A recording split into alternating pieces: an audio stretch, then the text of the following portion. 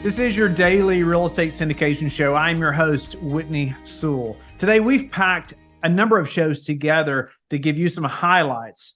I know you're going to enjoy the show. Thank you for being with us today. Our guest is Sam Bates. Thanks for being on the show, Sam. Thanks for having me, Whitney. I'm a huge fan of the podcast, and it's an honor to be here. Wow, I'm honored that you listen, and Sam and I were discussing, he was telling me he's listened to most episodes, and I'm grateful for him and for all the listeners who are listening. And Sam is the co-founder and partner of Trinity Capital Group that is based in the Dallas-Fort Worth area. In 3 years, Trinity has syndicated or joint ventured 9 commercial real estate projects that include apartment acquisitions, development, and an RV park. That's impressive. That's, by the way, congratulations to you all. So Sam has been directly involved in the acquisitions, development, and rehabilitation, disposition, and asset management of over $55 million in real estate since 2009. Sam has bachelor's in finance, a master's in personal financial planning, and an MBA.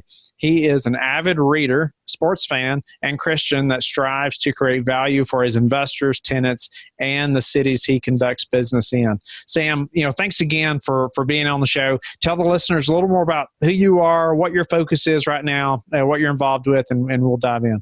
Yes, definitely, Whitney. Like you said, I have a background in finance, and then I got an MBA, and I initially got a consulting job after I graduated with my MBA. The stock market, I'd planned on going and being a financial advisor. And after the stock market crashed, I just couldn't trust it. So I started working at a consulting firm. I didn't really enjoy the job, and I knew it wasn't long-term. And I'd always been interested in real estate, and initial interest just got me started to invest in 2009, 2010, and it just catapulted me into Trinity Capital. Right now, we're working on 2 developments. One's a 252 unit, another is a 48 unit, and then we're about to get another acquisition, which is 137 units under contract. Wow. Okay. A lot to talk about. So awesome. So, tell me a little bit about your all's company, because it sounds like, you all are acquiring multifamily, and then you're also developing. Is that ground up? Yes, it's ground up. Initially, me and one of my partners, we started looking to buy multifamily back in 2014 or 15. We had worked together at the same consulting firm, so we had the same values, morals, work ethic, and we felt like it was a good partnership. And we kept getting beat out, or brokers were telling us we didn't have any credibility because we hadn't closed the deal. So after we kept banging our head against the wall, and it seemed like we were just repeating the definition of insanity, Michael, who's the second partner, he knows Daniel through his church, and Daniel has been a home builder and developer for 15, 20 years. And we decided to do ground up development. If we couldn't actually buy an acquisition, we'd create one. And it was actually a mixed use development. Daniel had already had the land that he was going to build a 10,000 square foot retail space for Keller Williams and gym is an Anytime Fitness franchise. And then he had a lot of land on the back side of it that he didn't know exactly what he was going to do. And we said we could structure the deal, the company, raise funds, and that's kind of just where it started. Okay. So, 252 unit development. I guess can we talk about that deal, Sam? Yes, definitely. Yeah. So where's that at?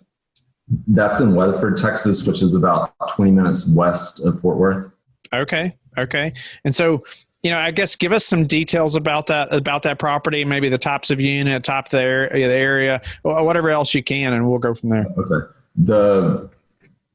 The area itself is a small community. It's probably about 30,000 people, and it's in Parker County, which is the quarter horse capital of the world. So it's kind of on the edge of large cities, and it has that country feel. So we started doing some research. We found land, and we had been through the development process before with a Kerrville development and a couple others. So we had a third-party market study done to see if the demand was there. And it came back and showed that there's massive demand. And we thought that there would be, just knowing the demographics of the area. So it's going to be a Class A property. It's going to have 1, 2, and 3 bedrooms. There's not as many 3 bedrooms. It's more heavily 1 and 2 bedrooms just to match the tenant profile of the other complexes. But it's right around the high school and probably less than a mile from elementary and junior high. So it's in a perfect location right off the interstate. And we went through the long process. We went almost down the route of HUD financing just because there's so many benefits to getting a HUD loan. And we were approved, but they gave us 13 contingencies. And after they gave us those contingencies, we felt like it would be better for us and for the investors just to go down the traditional construction route. So after we got that approved, now we're just going through the zoning and dealing with the city. And as of today, we're having our last zoning meeting. So it should be approved and we get the permits and we can start breaking ground in the next week or 2. Nice. So that's exciting. That's, I guess, it's a big decision, seems like to me, like say, okay, we're going to go do some ground up development. If I'm used to, just purchasing multifamily, say some type of value add, class B and C. And so, I guess, fill us in a little bit on like just that decision to say, okay, we maybe we don't have much deal flow that's worth looking at anyway, and just multifamily. And so we're just going to go start our own development, and so, how did you just make that decision? Say, okay, we're going to go do this and start development as well. Well, that's basically where the company started, was as a development company. And I wouldn't have been able to do it on my own. Luckily, I've surrounded myself with a couple of partners that have expertise in areas I don't, and they have their skills are very complementary to mine. And with one of my partners, he has 15, 20 years of development experience. So we felt very comfortable moving in that route. And we did a 60 unit development. We did a 48 unit development. We've done a 200 acre lot development. So development's very familiar with us, and we like going and be able to create value and create opportunity for tenants, investors, and even the city that might not be there. And actually, we're fortunate because after our project was initially approved with the city, they put a moratorium on multifamily developments. So we'll be one of the last developments in that city for the foreseeable future. So we should do very well. Nice. Well, congratulations on that. Tell us some things about development that I wouldn't even know to ask you. It's not my space. Like get us started and like thinking through, is this something we want to pursue? Maybe some reasons why we should, and then maybe some of the due diligence that's obviously different than if you're buying a Class C property.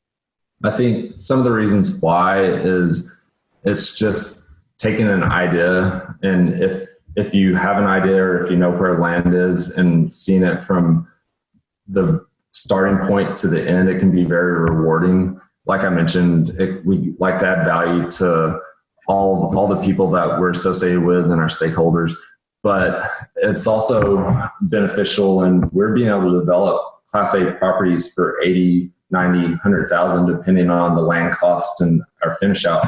And in DFW and a lot of areas throughout Texas and the nation, a lot of C-class properties are at that or above. So we feel like we're getting a brand new asset that will have minimal maintenance for 8, 10, 15 years compared to a C-class property that you're having to put a lot of CapEx in on a continual basis, or just having older systems, older units.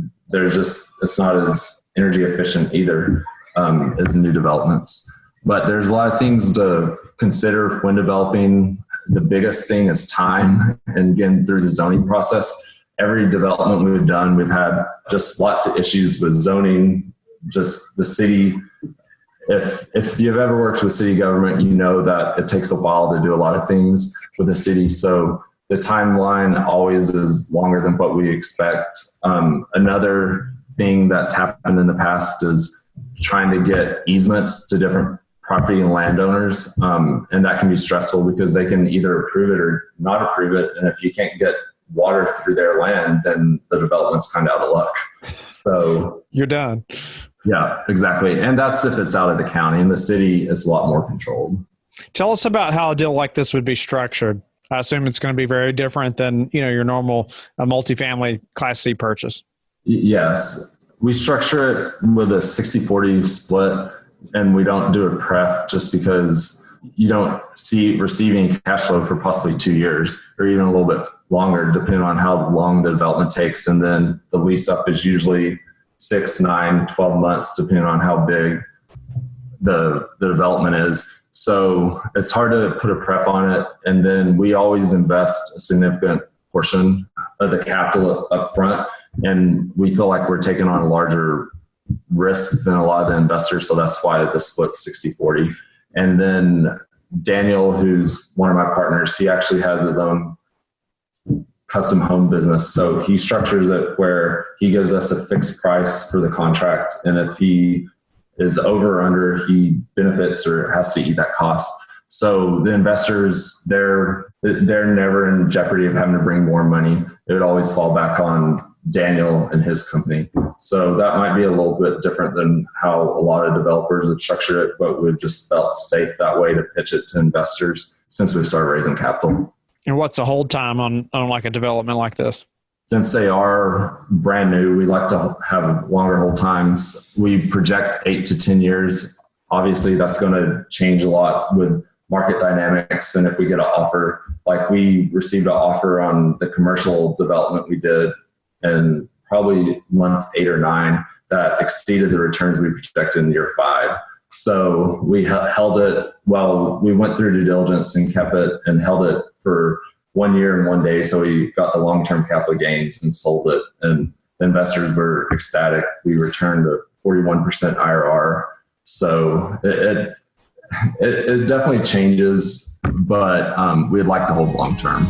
Our guest today, he jumped right into ground up, and he's going to tell you why he chose that path. Also, how not everyone's path is the same at getting into the syndication business. And I think you're going to learn a lot and be motivated by his path and his story getting into ground up and why they chose the way to go the way that they did and how they were successful at it and have been successful. He's also going to go into how he's been successful in a meetup. I mean, if you've thought about a thought leadership platform in any way, you need to hear the end of this show as well. Or if you're thinking about ground up, you need to hear the whole thing. But our guest today is Dallon Schultz. He's the owner and founder of both Rev Real Estate and Rev Equity Group. Dallon provides the tools, resources, and relationships necessary to accelerate people's way to financial freedom through investing in apartments and self-storage assets. Dallon has been investing in real estate since 2018. His first purchase of a cash-flowing fourplex using strictly other people's money ignited a burning desire to begin his journey to financial freedom using the powerful vehicle of real estate.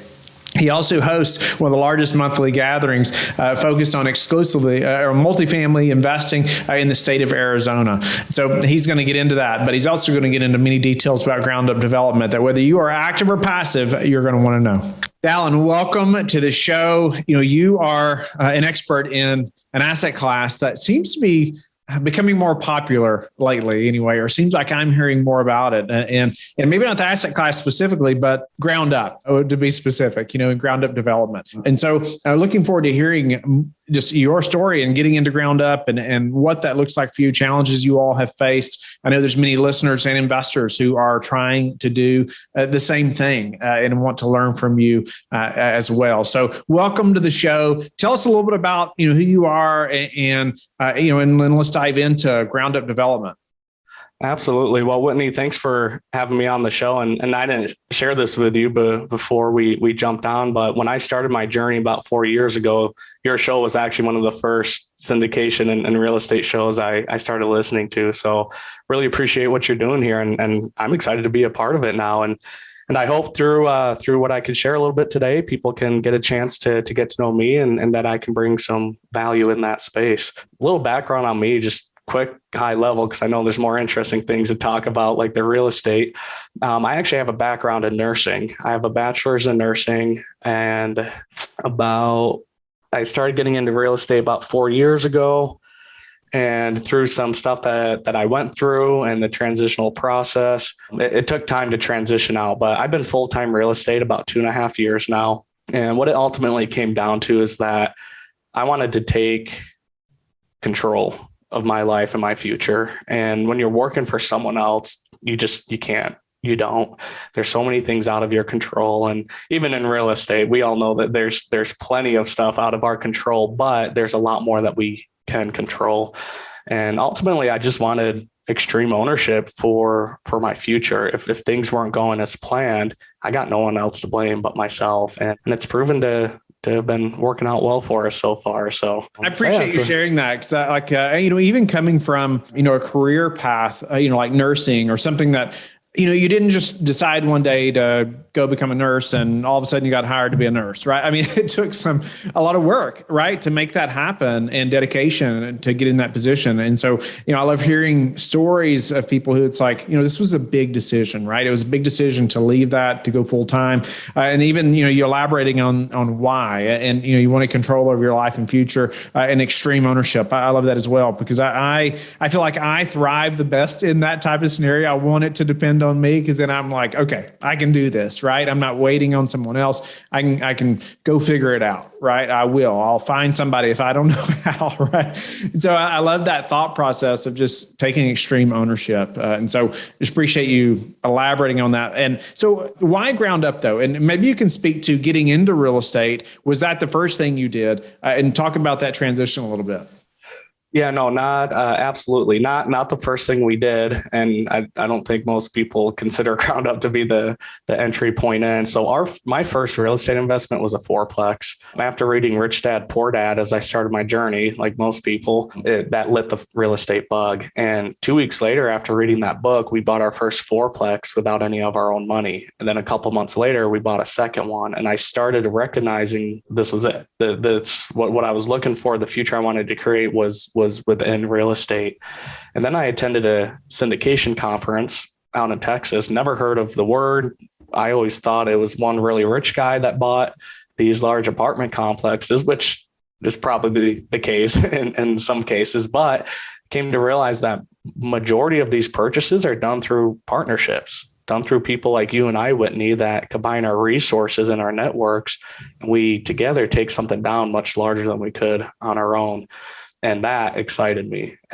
So I stopped buying small multifamily and started pursuing my course on the educational path, because I didn't know anything about syndication. And looking back, I didn't know anything buying those fourplexes either. I just knew I wanted them, and I learned a lot. I learned by doing, and as I think most people do. I just tend to jump in easier, I feel like, than a lot of people. It's easy to get caught in this analysis paralysis, especially when you're new to the space. Right. So started going down that path of education, and naturally it's value add education. All these conferences, most of them that you go to, it's, hey, here's a property, here's how you underwrite it, here's how you raise capital, go in and get it. Right. So we started looking for a lot of those deals, and it's become saturated. The value add market is just ridiculous right now. And so it's been really competitive, and being new to real estate and being younger, it's difficult to gain some of that traction. So my partner and I at the time just started thinking about, okay, where do we want to be in 5 years? What was the whole reason we got into this? Where do we want to be? And we always were interested in ground up development. We like the idea of taking dirt and creating something new. And I think part of that goes back to that extreme ownership that I talked about.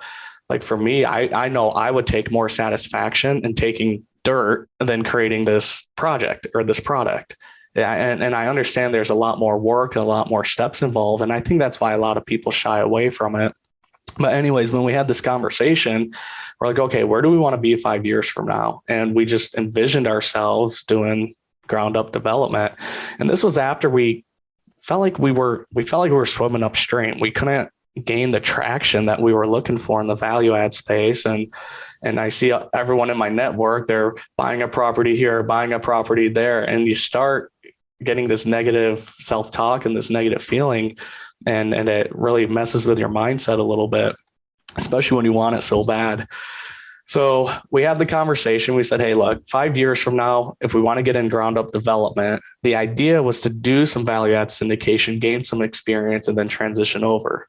And when we talked about it, we're like, okay, well, if we went that route 5 years from now, we're still going to need to learn ground up development. Like, yes, we'll have some experience, but at that point, our investors are going to know us as value add investors. So if all of a sudden we transition to ground up development, that might be like, whoa, why the change? What's going on? And we understood that there was going to be a learning curve. So after talking through that and thinking about it, we're like, okay, well, what if we just started today? Because whether we start today or in 5 years, there's going to be a learning curve. But if we started today and development is ultimately where we want to be, are we going to be much further ahead in development 5 years from now if we start today rather than waiting? And we felt like the answer to that was yes. So we just pivoted a few degrees and still looked at multifamily. And within a few weeks, we found this project that had been sitting on the market for over a year. And it was a smaller deal. It was 8 units, but next to it, there was an acre of land that was already zoned multifamily. And we're like, this is it. This is the perfect entry point to get in, because these 8 units will cover the cost of the land. We're new. So the risk of getting in seemed very low to us, because worst case scenario, we just cash flow 8 units and we turn around and sell it in a year, whatever the case may be. So I called up the agent and we went down there a couple of days later to just walk the exterior of the property. And we looked at this 1 acre land and figured out how many units we could build on it. And as we're sitting there talking, he casually mentioned that same seller owned 2.5 acres of commercial land adjacent to this property, just on the other side of it. And this commercial property was right on the main highway, cutting through this smaller town in Arizona. So a lot of exposure, a lot of traffic. And so I asked, well, is the seller interested in selling that as well? Because it wasn't listed or marketed. And he's like, I think he would be. So we negotiated a deal and we bought the 8 units, and in total about 3.5 acres. And so what we decided, that commercial lot, we didn't want to rezone it. It was in a good spot. And we had one of our partners is in self-storage. So we're like, this is a perfect self-storage property. And so we split it in 2. We started going after the multifamily development experience and then also the self-storage development experience. And that's kind of how we got into our first deal. Thank you for being with us again today. I hope you have liked and subscribed to the show. Please tell your friends about the Real Estate Syndication Show. And I hope that you are learning and growing. Don't forget to go to lifebridgecapital.com where you can start investing today.